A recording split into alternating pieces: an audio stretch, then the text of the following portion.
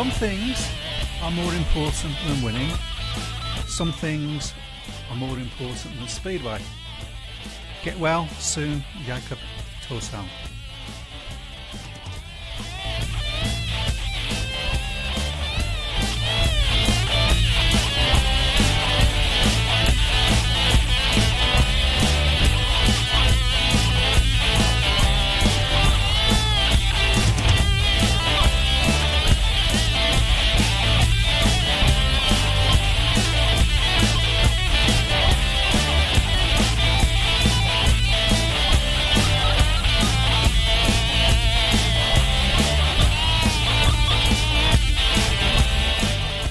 Good evening and welcome to the Speedway Tavern.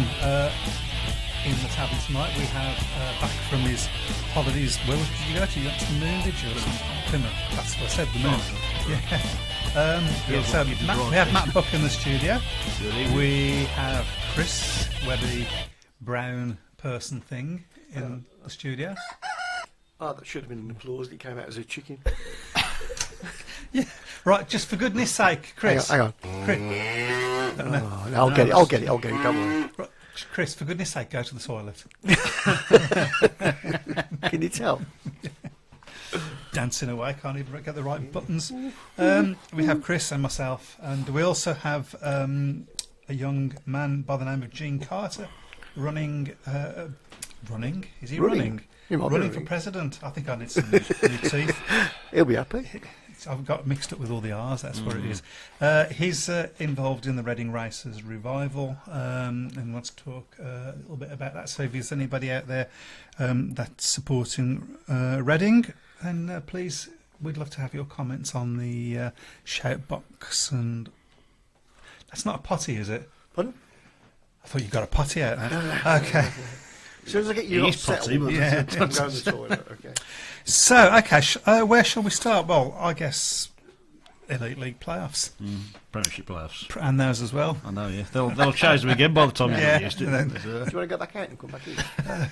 I'd just like to go back out, to be honest. First thing to say, we got the Paul Swindon match was quite a good match, quite exciting. Well, we were watching it, obviously, because it was shown on the screen when we were in between the races of our match with Bellevue, and it did seem as if Swindon were determined to throw it away, to be honest. At one point, Poole got to within a point of them, so it was a good effort from Poole. I mean, after the season that they've had, I think they deserve a lot of credit for the way that they've managed to get themselves together for the playoffs. And have you got your fingers crossed while you say that? Don't like giving credit to Poole, but no.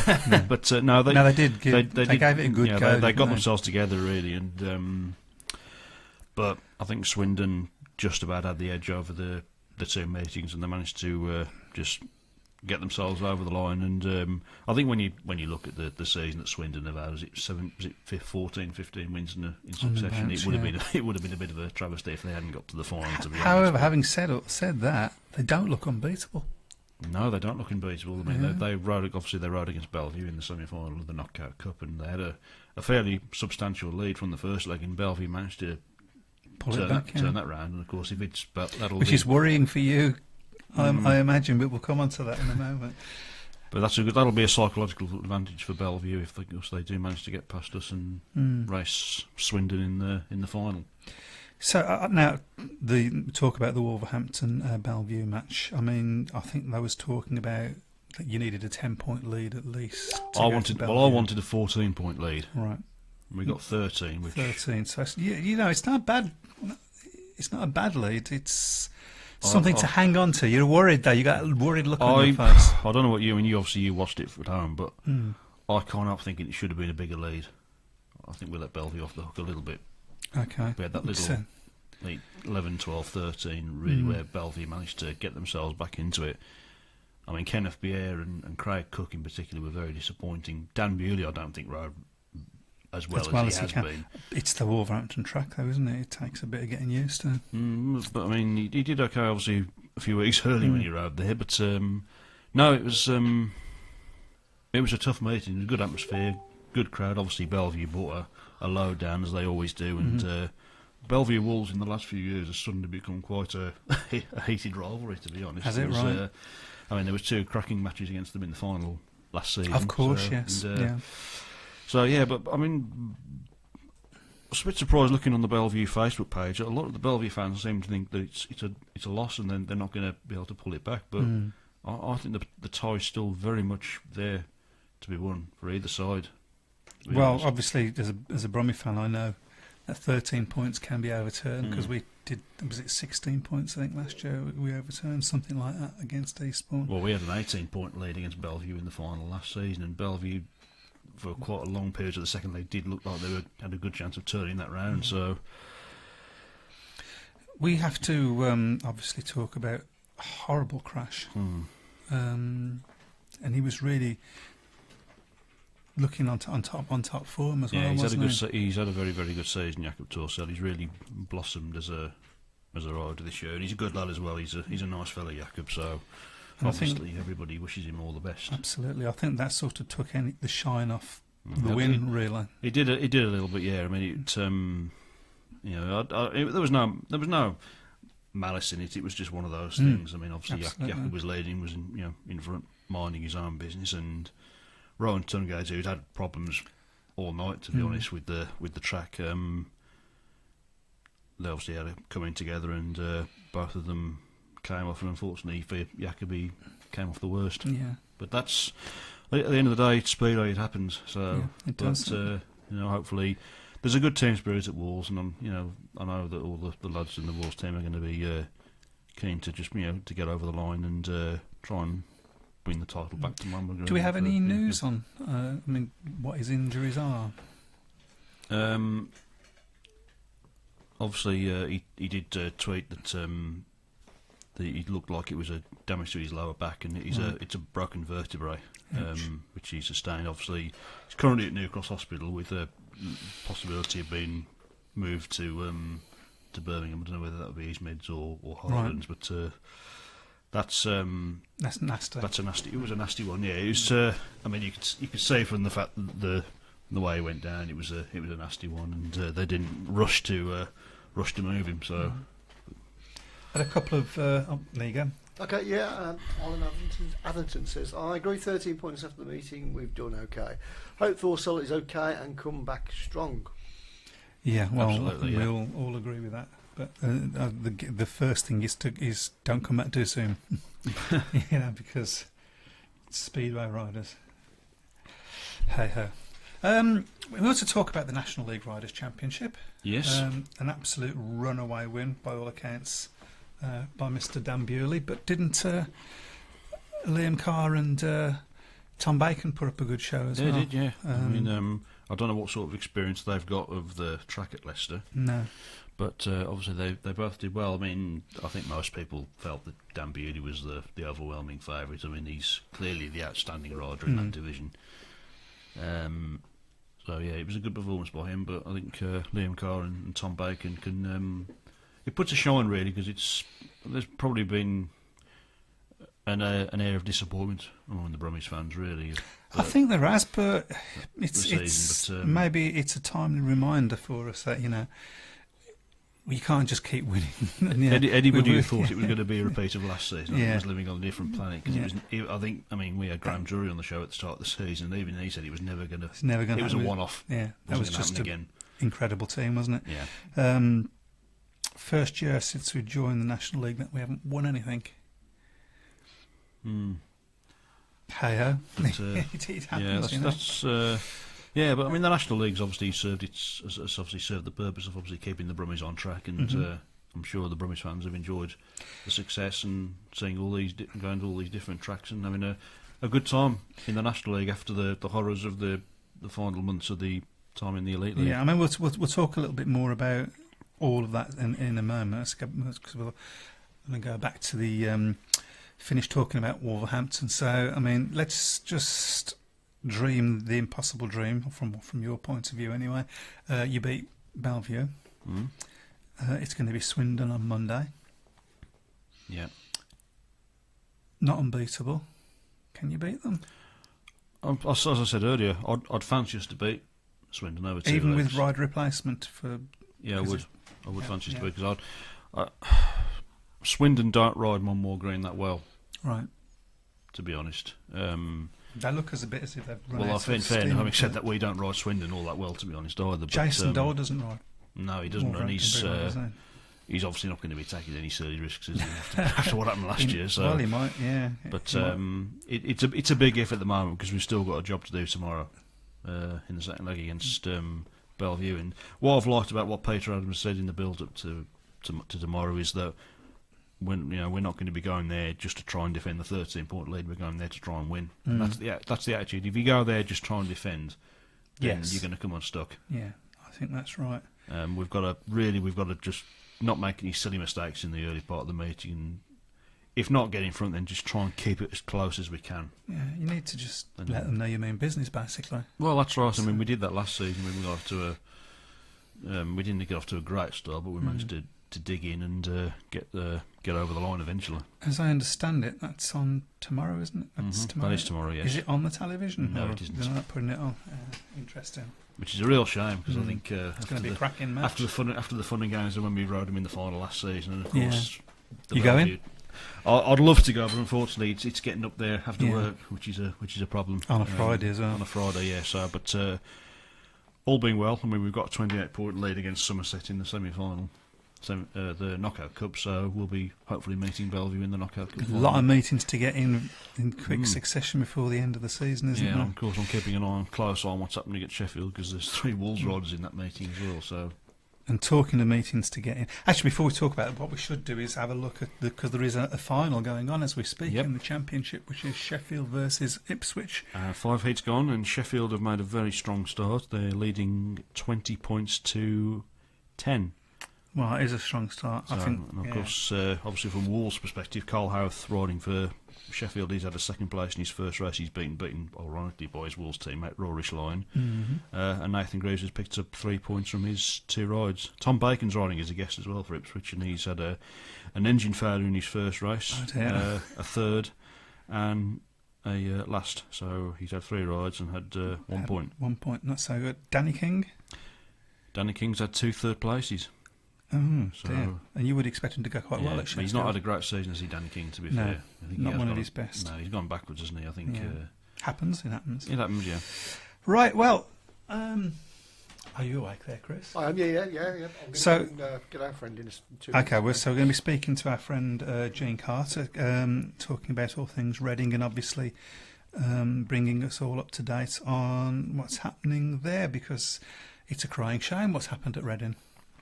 Well, it is. I mean, Reading were a foothold in Speedway for so many years, weren't they? So, and Wolves had some great battles against Reading over the years, back in the early 90s especially. So it'd be great to see them back on track. Very famous riders that used to ride from John Davis. Yeah, Per Jonsson, of course, a very, very classy rider, Per Jonsson. And Phil Morris, of course. Phil Morris, of course. So you forget, actually, of course, he was there for quite a long period of time. So. Yeah, absolutely. We'll be, when Chris tells us, we'll be... Yeah, I'm going to go get a minute. Okay. Matt Stevens says congratulations to the racers. There you go. Okay. Oh yes, because they've just won. They've just won some. It's one of the development leagues. They've actually. That's right. Yes. So I did notice that. Actually, I forgot about that.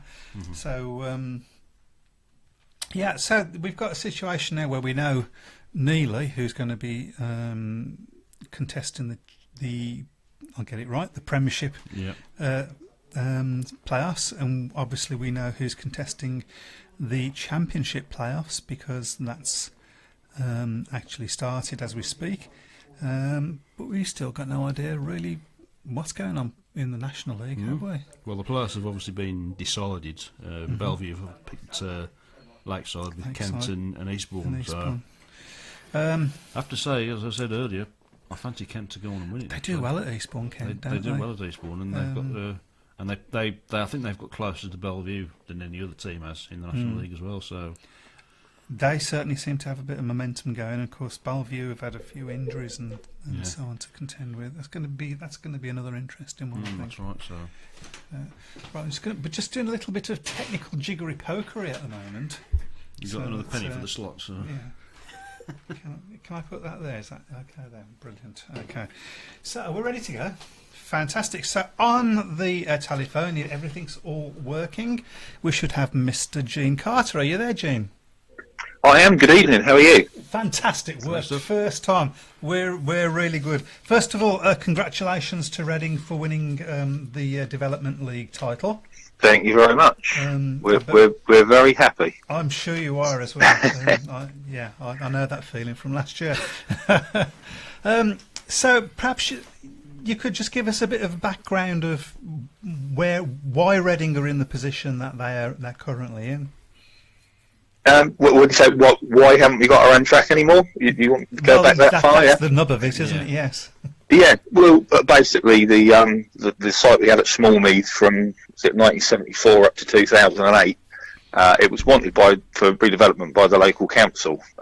They'd made no secret of the fact for quite a few years, and by that point, it wasn't the Speedway. It wasn't the people running the Speedway that actually were the leaseholders there. It was the ground company, Stadium UK, who you may well have heard of before. Yes. I don't doubt. Yes.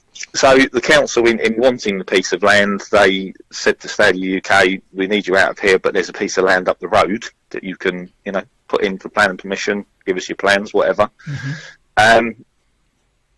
Despite all their warnings from years, it got to the point where they actually threw us out, and Stadium UK promised that they would build this stadium just literally about 300 yards along the road, right. Which obviously they never have. But it's not the first time they've done that, I don't think. So we weren't too surprised by that, in all honesty. I seem to remember at the time a lot of people had their doubts about the new stadium. Yeah. Have they given any reason as to why the stadium? Their big thing was going to be that it was going to be what they called a racino. It was going to be greyhounds and Speedway, obviously, as a tenant, mm-hmm. and a casino. Right. But they dithered about so much that another casino got built just down the road, further down the road again. They then claimed that the backers, the casino company that were going to become involved with them, had pulled out because there was competition further down the road. Right. And apparently they never replaced that funding that the casino was going to bring to them. I can't remember which casino company it was now. It escapes me. There probably aren't that many, but so they basically, the story was that they never did raise the funding to complete the project. They did put in plans. I went along to the council offices and looked at the plans for the new stadium. It looked very impressive, but it just never happened. Yeah. So what's the state of play now? Where are we with it? Well, with us, the history of ourselves, we, going back to March last year, a young lady called Emma Pike used social media to ask people if they were interested in getting together and seeing if we could do something. A group of us got together, had a few meetings, and as you said, we're now in the SDL. We're very pleased that we managed to do that after just 1 year of being together and trying to scrape a few pennies together. And obviously, it's the bottom rung of the Speedway ladder. But we've got no problem with starting at the bottom. Mm-hmm. Our intention is to move further up. Obviously the next step would be National League. We need somewhere to put a track. Yes. So we are actively looking for pieces of land that might be suitable, and go through the processes. Is the piece of land that was originally earmarked no longer available then? It's one of the most sickening things is it's still sitting there, right, not being used for anything, other than a car park for the football club next door. Right. But they've told us in the very beginning. Emma made inquiries, and they said that it wasn't an option. It's owned by a development company. We were told. Obviously, they're not bothered by the fact they're not doing anything with it, because the value is probably going up as we speak, day by day.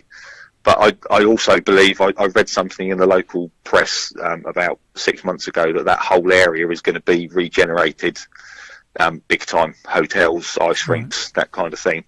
So, unfortunately, it seems that it's probably a no-go. We get a lot of people saying to us, open Smallmead again, go back there, they're not doing anything with it. which would be great, but Yeah. it's not that simple, is it? It's not that simple when you've Nothing got ever is. property companies involved. So you mentioned that you're going around looking at different pieces of land and so on. Have you actually got any? I mean, I'm presuming if you have, you wouldn't be able to tell us where. But have you got any sort of favourites? Absolutely, we spotted one that we think would be good for us. We haven't. I can't say we're in talks over it. We haven't started talks over it yet, but we do intend to very soon. We're taking some good advice on how to go through these processes, and we'll go from there. We will very soon be wanting to speak to the local councils, but we have to be enthusiastic. We're confident in ourselves. We know it's not an easy thing to do, but we're confident in ourselves. Yeah, I mean, 21 years. Yeah, it took us 21 years to get back, but Well, yeah, there's the perfect example. Yeah, and as you probably know, the longer it goes on, the less you think it's ever going to happen. Absolutely. So we don't want it to take years. We want to do it as soon as possible. Yeah, that's really why we all got together and stopped talking about it and thought we'd do something. We've got somebody on our shout box that I know you know, by the name of Emma Pike. Oh, right, okay. And she just said, well, whoop whoop. All right. She said what, sorry? Whoop.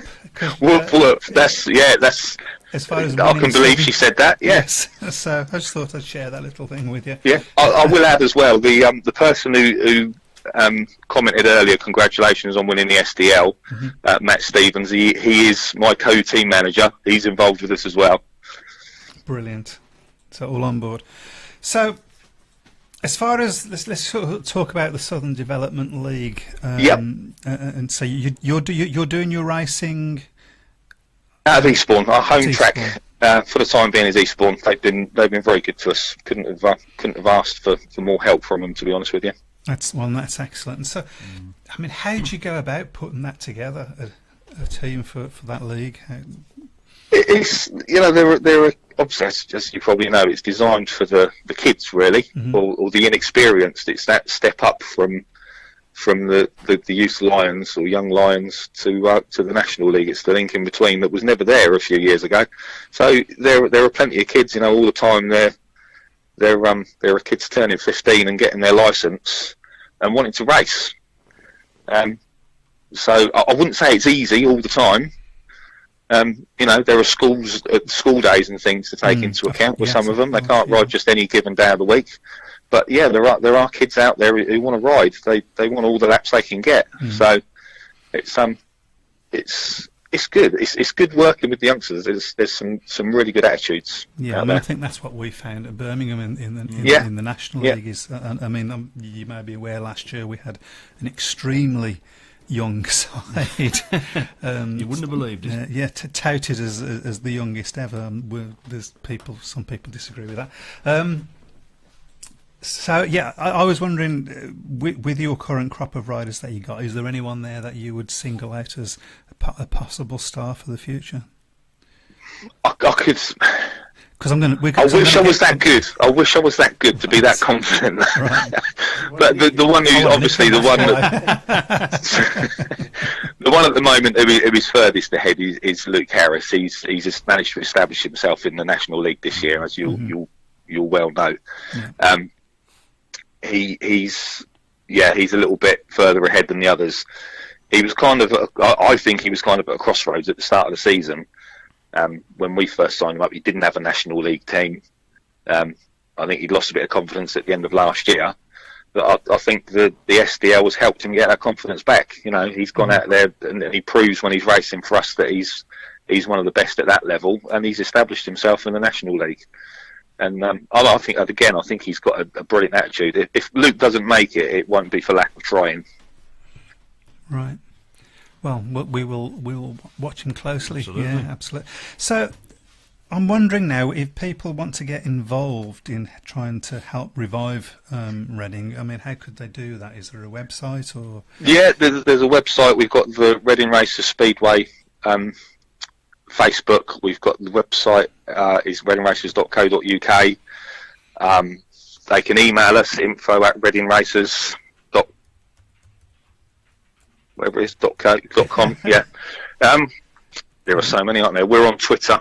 We're on Instagram. We're everywhere. We try to get everywhere. So We do. We also get involved in locally around Reading in kind of motor shows, bike shows, even village fetes and things. Sometimes we should try to show our faces all over the place. yeah. So I'm guessing really the answer to that question is just go on Google and put Reading races in. And Well, yeah, that would probably work. Yeah, you'll soon find us. But yeah, we welcome anyone who wants to come forward and help or offer advice or whatever. We're keen to talk to anybody. Mm-hmm. We can't do it on our own. We need other fans backing. We've got a group of fans that are really good that follow us to matches at the moment, and we need more. We need the backing of all those old Racers fans. Well, British Speedway. I mean, you were talking earlier about the Wolves v Racers clashes of the early 90s. Yeah, they were. I remember them so well. They were some of my favourite nights when you lot came there. Pearl against Sam was always a great battle, wasn't it, June? So. Oh, yeah, we used to have a load of you stand right by where I used to stand. It was always a great night. Gold Cup final. So we need all those people back on board, don't we? I think it was the Gold Cup final, wasn't it? I remember that. So that was one of them, wasn't it? Was that? Yeah, that was one of them. 92. 92, yes. Yeah, it was a double header at our place, wasn't it? No, I think the double header was at Mummer. I think you beat us in the knockout cup in the second meeting. So. Right. Right. No, but yeah, but they were great days for all of us, weren't they? Yeah, I mean British Speedway needs clubs like Reading and Oxford, and of course we've seen what's happened at Coventry as well. I mean it's a fiasco. I mean Exeter as well. You know, some great clubs that we've lost over the last few years. Absolutely. And British Speedway needs more of these clubs back. We need to spread the word of the sport more. I think the thing that you're doing with the Development League for Reading is very important as well, because it's keeping that name alive. Exactly. That's just important. That was one of the reasons to do it. At Birmingham is that because we were away for 21 years and there wasn't really a presence of any description. We lost a lot of fans. We lost a whole, you do. You lose a generation. Yeah. So I think that it's a perfect thing to do. So I was going to ask you to sort of reminisce about favourite matches and so on, but I think you've just done that. Do you remember the sit-in? Do you remember the sit-in in 1984 or 1985? No, I was just a bit before my time. I know my mate who I stand with at Wolves remembers it because he was one of the ones that went on the track. So, I know nothing about this. So, only lasted about 6 races. It was one of the best meetings I've ever been to. Right, what was that? What occurred? What was that? I think basically the Wolves riders walked out of the meeting because they weren't happy with the track. Right. And the Wolves fans who were there decided to go and stop the meeting by jumping over the fence and sitting on the track. And I think it was actually on World. Right. I think it was actually on World of Sport. Breaking news: crowd scenes at Reading Speedway. So that's just fantastic. If it had been football, it would have been a disaster, wouldn't it? But we all stood and laughed at each other. Really, that's the beautiful thing about Speedway. Absolutely, I think that's absolutely right. I was going to say something, and it's just totally gone out of my head. That never happens to me.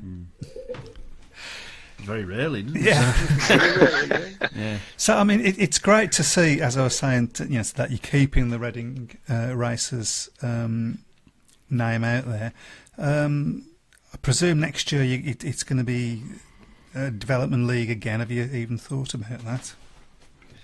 Yeah, it's looking that way. It's unless we get a very quick miracle, which allows us to enter the National League. But obviously, that's slightly unlikely. We wish we were that little bit further down the line. But next year we'll keep doing SDL because, as you said, keeps the name alive. I think it is important for these youngsters to get more rides. Yeah. So we'll do it, but we're hoping we're not going to be doing it for too long, or not only doing that for too long, because our intention is to get bigger and better things sooner rather than later. Yeah, but I mean, keep doing what you're doing. I think it's very important. And let us know if there's any developments. We would love to put it out there. We will keep you informed. We will. Absolutely. Now we've had contact with you. You've not heard the last of us. You can be sure of that. I'm gonna ask you one last question now.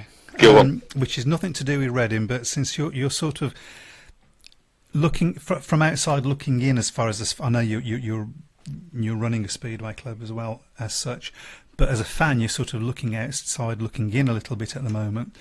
And there's lots and lots of problems within British Speedway, lots of discussions and so on. And it seems to be that they're looking at going with fixed nights. How do you feel about that? It's so difficult, isn't it? It's starting to look like it's the only way to go. But from my own personal opinion, I feel like we're bending to riders that I don't totally believe the riders that say they'll ride here if it's fixed nights, because we still can't offer the money that they can get elsewhere. I think that's perfectly. Well, I mean, there are rumours of issues in Sweden with a number of clubs as well, so maybe that's going to be something that's worth watching as well, I think. So, but I think the most important thing is that we just have to avoid so many fixture classes. I mean, we've got so many fixture classes within our own league, never mind with Poland and Sweden. I mean, you've got clubs turning up with select teams and guests and rider replacements, and it's got worse this season, I think. So it just seems to get worse every year, doesn't it? Yeah. But a lot of the time it's clashes with the matches in this country, not abroad. Yes. And you just think I don't know.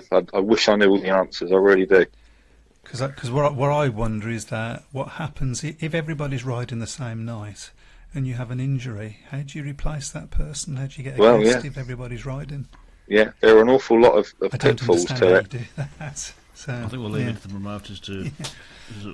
Well, good luck with that. Well, Gene, thank you so much for coming on, mate. And Thank you for letting me speak. And if I probably won't see you again, so have a good Christmas as well. Don't mention that word. Oh, Okay. Thanks very much. You take care, mate. Cheers, Jane. Thank See you. soon. Cheers, thank you. Bye bye. It's the fans that keep this sport alive. That's right, yeah. And you know, I mean, fans like that. It's the fans that keep the sport That's right. alive. It's like, you know, what happened with your dad, Brian, helping keep this sport Jeff alive. Davis obviously doing the same thing now at Coventry. And he keeps trying to keep the bees alive. So and that sometimes seems to be forgot by the promoters.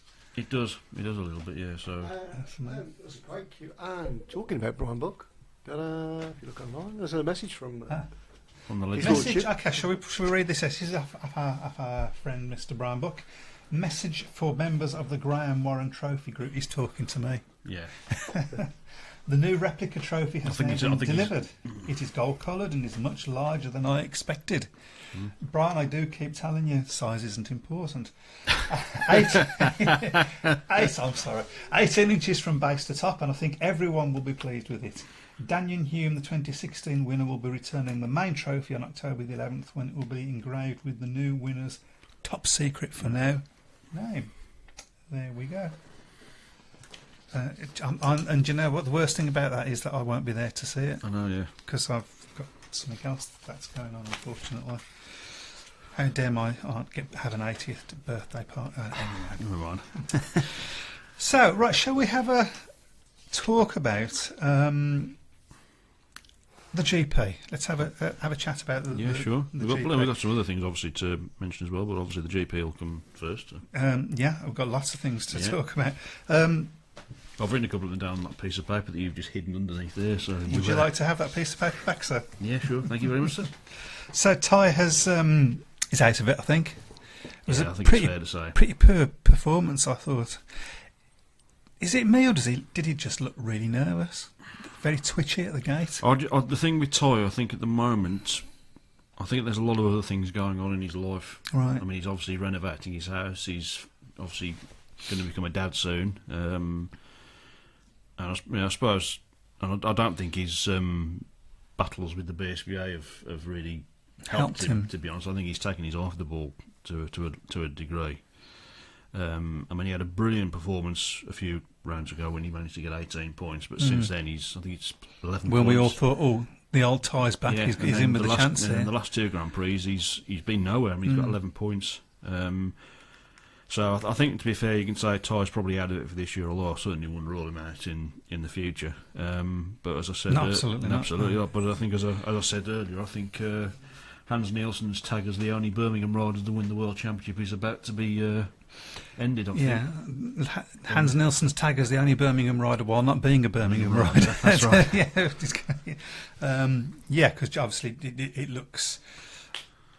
Jason Doyle, you wouldn't bet against him now. Of course, you keep your fingers crossed for him after what happened last year, no more injuries and so on. But yeah, and I don't think, as you've said before, don't think anybody's going to be. I don't think anybody would be. He's a nice bloke absolutely, anyway. Yeah. He's a good bloke, and at the end of the day, nobody deserves to win the World Championship just because you haven't won it before. Is this going to be a one-off season for him? He's not going to get that close again, but I think he's used that frustration of last season, and he's sort of, taken a step back really, and just thought, right, I got close last season, I'm going to try to do it again next season, and he's done that, to be fair. And I think he's also paced himself. I think he's been sensible with his league. He's not putting himself in positions where I mean, it's not that he's not trying. And when you look at the quality of some of the riders around him as well, particularly the Poles. I mean, as I think we've said before, the Poles I think are going to become. You're going to tell us they're poles apart. Yeah, poles apart. I thought I'd let you get that obvious one in, but the Poles have got. As we've said before, Poland are going to got some great riders coming through, and they're going to be a real. Even more dominant force in the next few years. Yeah, I mean, Bartosz Zmarzlik looks like he's going to be Magic a world Janowski. champion. Patrick Durdek's had a fabulous debut campaign. He's got a good chance of getting a medal. Well, the only thing I would say as well is maybe slightly biased here, but had he not been for that injury early on in the season, I think Freddie Lingam would have had a really good chance of pushing Jason Doyle for the title. I mean, he's fourth at the moment. I think he's got a good chance of getting a medal. Yeah, well, I don't think Jason Doyle cares about that, given what happened last year. He shouldn't do. He shouldn't do, to be honest. But I mean, Freddie's had a terrific season, probably his best season in the sport, to be honest. So yeah, very. It's been a good season. There's been some good racing in the GPs, and but I think. You'd be a fool to bet against Jason Doyle. He can win it in the next one, can't he? He can win it in the next GP. Yeah, I think I suppose he'd love to win it in the next GP. But I suppose there's part of him thinks so. I'd love to secure it in front of my own fans in Melbourne, but I think he'd rather get it done. Yeah. Sooner rather than later. He can concentrate on other important things. The glorious homecoming in Melbourne. Next month. So well, good luck to him. That's right. Good luck to him. I think we should talk about this that's on your piece of paper here. Yep. I think that's quite an important thing to do. That's right. So, DK obviously retired from British Speedway last season and has now made the decision to retire completely from Speed. He's obviously done a few meetings back in his native Sweden, but one of Wolsey's all-time greats, one of British Speedway's greats over many years as well, has always been a great servant and very loyal to British Speedway and to Wolverhampton in particular. Absolutely, yeah. I mean, no disrespect to the other. He's ridden for 3 or 4 other clubs in British Speedway, but it's Wolverhampton he'll always be associated with. And we use in Speedway. I think in any sport you use the word great far too much these days. But Peter Carlson for me is one of Wolsey's all-time greats, an immaculate rider to watch, always very professional. Never managed to become world champion. I think if you ask Peter himself, he'd probably admit that his record on the international scene wasn't as good as it should have been, because he definitely had the ability. Whether he had the desire, I mean, I think like a lot of other riders of that era, I think he was unfortunate to be around at the same time as Tony Rickardsson was. I mean, Tony was obviously very, very dominant for Speedway for so many years, in particular in Sweden.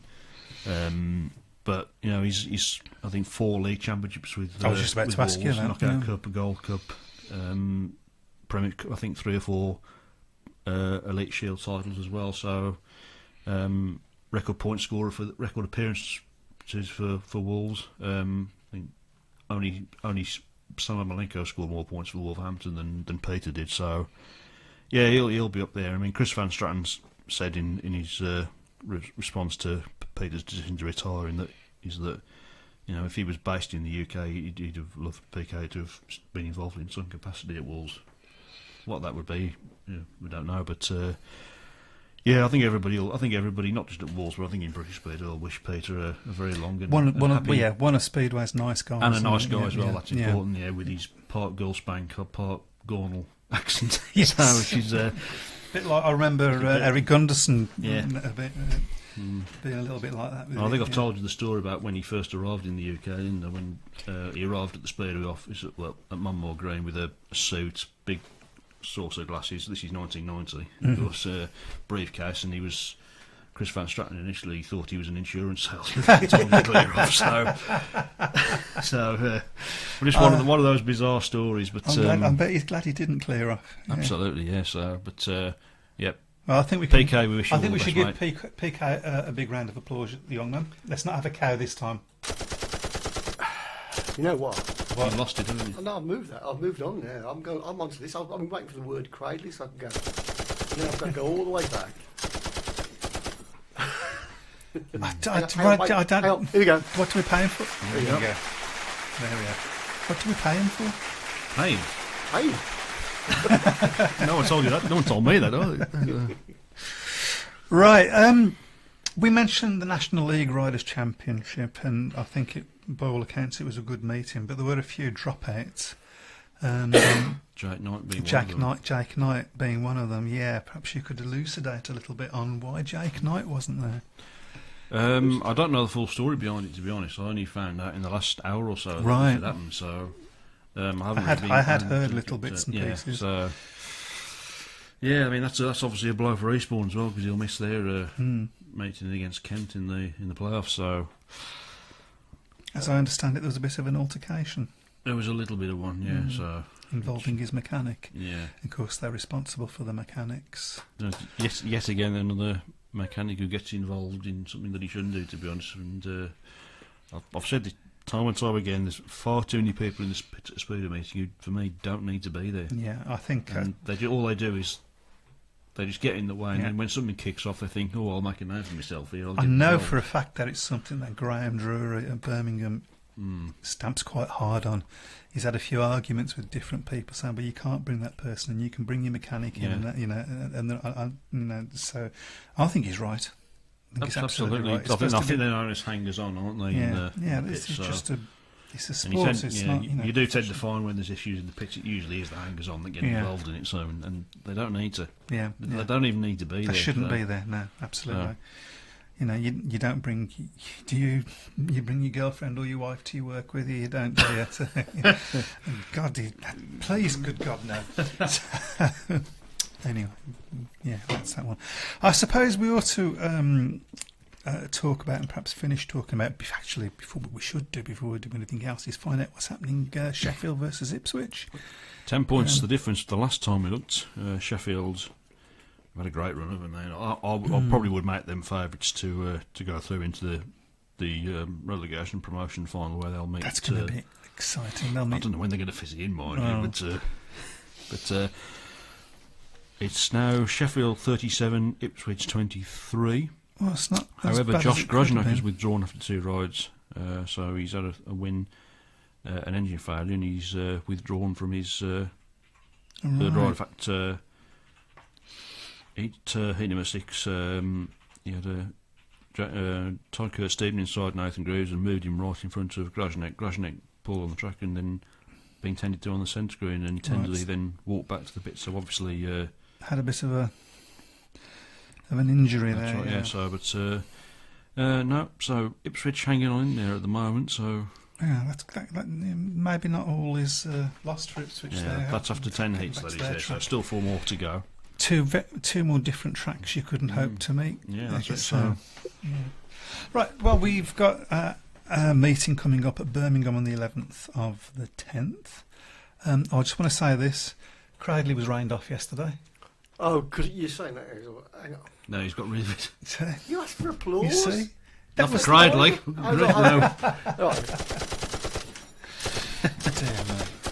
Only joking, Cradley fans. You didn't need that many bullets because there's not that many of them left standing. Oh. Anyway, which is a shame. I was smiling when I said that. Yeah, so we on the 11th of the 10th, and not against Cradley now, but against Coventry, Birmingham versus Coventry. We've got the farewell meeting. The Tony Moll farewell meeting. Tony Moll and Tony Moll and Graham Drury. Graham and Denise as well. And Denise, yeah, let's not forget that as well. I think a good decision. I think so, yeah. Given that Cradley, who are they going to bring anyway? Most of the riders are out, and you want to make.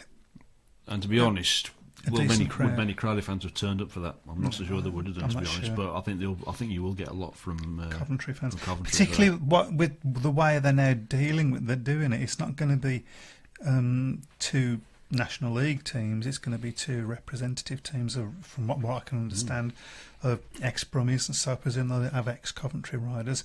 Maybe Bomber could ride first half for us and second half for Coventry. Yeah, so we hadn't Tommy Nuttland retired, nor the Olsen at this rate. But they've asked for sensible suggestions as who you would like to see at that meeting. So nobody suggests Ollie Olsen no, for Coventry.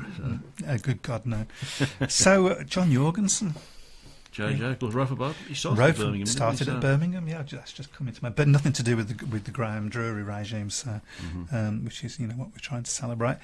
So put your ideas, sensible ones, please. Actually, just put your ideas up. I don't care whether they're sensible. Put your ideas up who you'd like to. I put a few ideas up. I sent them a couple of ideas. I'd like to see Nico Cavati ride for us. I'd like to see Graham Drury ride for us. No, I'd like to rather ride for Coventry, if I'm honest. But I think it'd be quite interesting for him to have 4 laps on a bike around Perry Road. When did he stop riding? Graham? I don't know, but we'd probably have to lift him on. I think that would be something else. I didn't suggest. You'll be asking Tony Moulding. No, I didn't suggest Tony Mould. Denise Drury might be interested. Anyway, so Tony I thought. Mould was the backer. Yeah, I thought it was Zach Vitanek. Is he going to be fit? That's true. Well, yeah. I mean, someone suggested Daniel Hume. I don't know whether Daniel Hume would be. Whether he's fit. I don't know. But has he been doing some riding? Hasn't he? I think he's been doing some practicing, but it's not quite the same, is it? So if I was Daniel Hume, I'd wait until next season. There, wouldn't. He'll be there. I'm sure he'll be there. Everything silly about coming back for a meeting. Obviously, Adam Ellis is going to be riding. That's right. Arthur Brown and I suggested. What, to flatten everybody? And Andy Graham. But yeah, I mean, there's a lot. I mean, not Bjarne Pedersen, sir. So obviously, if we was going back to that one, sir. If we was going back to Premiership days, so we need representatives from when we were Premiership, when we were Elite League, and when we're National League, really, don't we? Yeah. So I mean, obviously the one that springs to mind would be Jason Lyons, but obviously that's not going to happen. I wouldn't have thought. I don't think so. No. He's not. He's not even riding. So I don't think Jason's involved in Speedway at all now. I think he's obviously back in Australia and just earning his living, enjoying retirement. So. But who else from those days would be good? Ben Barker, obviously. Well, he was Elite League days, wasn't he? Yeah. Ulrich Ostergaard, maybe. Yeah. Henning Bayer.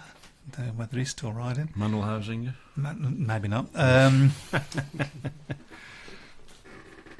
Yeah.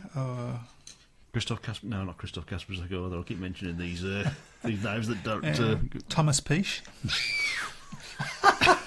Yeah. Very good. That's what people work on the fence would say, that wouldn't they? Something was hurting towards the. From Elite League days, obviously, we've had Ben Barker. Danny King would be a good one. Yeah. I'd quite like to see him. And from National League days, Adam Ellis, yes. Yeah. Daniel Hume probably won't be able to. I'm trying to think. I'm struggling. I mean, obviously, anybody from the team that's currently riding. Jack As Smith. you mentioned earlier, it would be nice as well if Jason Doyle was, especially if Jason Doyle was world champion by then. Yeah, so. well, that would be great to see that, wouldn't it? Yeah. That would be quite good. So there's quite a few out there that it could be quite a celebration. Yeah. Now, he did well for the Brummies that year, didn't he, Jason Doyle? So. Well, I think that's the year that he started believing that he could be a number one and be I think that was the year that did it for him. So we that's a bit of fun, but what we should sort of talk about what happens after the farewell meeting. Yeah. Now this is only a guess, and literally is only a guess, but it does seem to be a sensible way for Tony Moll to play it. And we understand that he's been talking to somebody, he's got a preferred bidder, Yep. and he's talking to somebody, and I think the timing of that isn't coincidental, because my guess is that they will be saying something along the lines of, well, we'll announce at the farewell meeting who the next, because that's going to get bums on seats. I mean, it's a no-brainer, isn't it? Yeah. So I'm feeling strangely optimistic at the moment, despite all the doom and gloom I'm seeing on the BSF about lots of people not involved with Birmingham, not fans of Birmingham, quick to say things like along the lines of, well, they'll let Cradley have it or they'll let Coventry have it, blah, as if we not unimportant or. Yeah. I don't see that happening. By the way, Cradley fans don't like Birmingham, and I don't think. I couldn't get to the gun bit. I've just got nothing to say to you, Chris. And Coventry fans wouldn't come to that all that distance. I'm pretty sure. No, it's a long way. It's probably closer than Leicester is, but it's still a bit of a jaunt, isn't it? So that leaves the $64,000 question, doesn't it? Mm-hmm. Who is it? Who is it that's taking over? And well, let's really get it straight first. I mean, Tony Mole's already said himself. It's a long way from being signed at the moment. There's talks happened, but there's still a bit to go first before pen to paper gets put to paper. I'm sure that's on a true, deal, but knowing Tony Mole, he doesn't say things unless he feels some level of confidence, does he? Yeah, well, that's it there. And of course, bearing in mind the previous two occasions that Tony Mole's He's got to handed get the it club right. over, He's got to get it right. This one, he's got to get it right. Yeah, absolutely. Can't afford for another catastrophe like we've had in the last two ones. So, I guess the name that sticks out like a sore thumb is Horton. But well, he's got a lot of assets, isn't he? Obviously from his spell with Coventry. I think Mick Horton's been unfairly tarnished a little bit, to be honest, especially with the Coventry thing, because I don't blame him for the Coventry. No, I don't. I think obviously he was at Peterborough and they ran into problems there. Maybe that was just a bit of naivety, wet behind the ears. New promoter into the sport. I've spoken to Mick Horton a few times, and I've always found him a pleasant person to talk to. He's been on this programme, actually. We That's have right, interviewed him. He's a pleasant enough guy to talk to, So, I think everyone's obviously quick to judge him, but let's. I suppose if it does, I'm not saying it is going to be Mick Horton. If it does turn out to be Mick Horton, then I would urge all the Brummies fans to get behind him and back him. So yeah, I mean there are advantages with Mick Horton, aren't there? Yeah. Established promoter, obviously. Promoter. He's got a promoter's licence. Yeah. And he's got assets. That's it. So there are the definite advantages to that. I mean, I keep hearing also that that an ex-rider might be involved in it. Yeah. There's been a few names bandied about. I'm not going to mention them here because I don't want to start any more rumours going on. The two names that I've heard would be very interesting for very different reasons. But you obviously know who I'm talking about. It's a strange end of the season because we have been interested as supporters at Birmingham really now. Much more interested in who the hell's taking over than the results on the track. Yeah, I think Birmingham Speedway will run in 2017 more confident than not confident. Okay, it's just a case of who it is. Yeah, basically. So including with Tony Marl, of course. Brian says Graham Drury rode in the noise tests conducted at Perry Bar in 2004, along with John Priest. Tony Atkin and one other rider whose name I can't remember. They went round on the GRA inside the dog track and also warmed their bikes up in the 4 different places being suggested for the pits. This was the first and last time Graham had ridden since he retired. They used Tony Atkin to bring the average age down, didn't they? So amazing. So he was the first person to ride on the track. He could be the last person to ride on the track in his era. That'd be terrific, wouldn't it? Whatever. Yeah. Well, do you know what? I think we need to start a petition that Graham Drury's got to do 4 laps on the track. What do we reckon? He might have something to say about that, I think, so. I think he would, but I don't care. Right. So we're all feeling mildly confident. I think there's more hope now than there was a few weeks ago about the Bromwich. It does need to be sorted out quick, doesn't it? Because you need to be looking at who. Well, first of all, which league are we going to be running in, and then you need to be starting to sign riders. Mm-hmm. You would like to think if we stop in this league, 'cause that's some of the riders that we had this year would stop with us. I'd certainly like to see Dan Hume back again. Yep. I'd certainly Tom Bacon. Maybe he thinks JPB as well. So JPB, yeah. I mean, that's a good start for a team. Right there, isn't it? that's right. Taylor Hampshire in reserve, I think. He rode well at Kent in the challenge meeting, didn't he? So he's improved. He needs to improve his machinery. absolutely. I'm not sure about Lane Coopit. I would say very unlikely.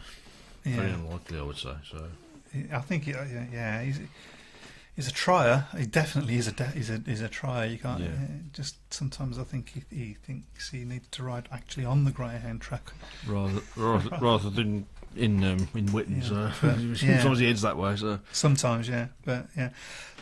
So, but that these are things that you can't be looking at. Yeah, I would imagine under normal circumstances, Graham has already tied up a few riders by now for next year. Yeah. So interesting, very interesting. Well, I'll call it a day. I think I'd say so. Thank you to Jean and all from Reading. That was really, really interesting. Good luck to Wolverhampton tomorrow. Next week will be talking about In the final, yeah. See you all soon. Take care. Good night. Right.